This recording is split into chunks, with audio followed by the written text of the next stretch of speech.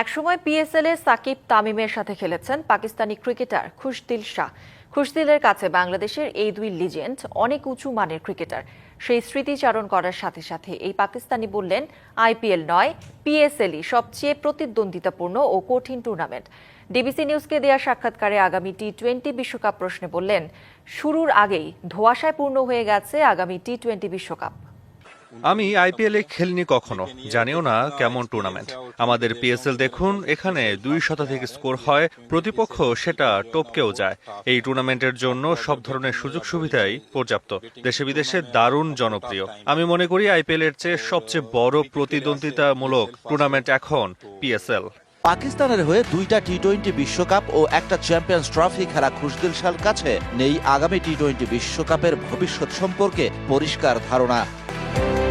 পাকিস্তানি এই allrounder miss করেন PSL এ একসময়ের সতীর্থ সাকিব তামিমকে। জানালেন, ছোটবেলায় মাশরাফি বিন মুর্তজার ছিলেন পার ভক্ত।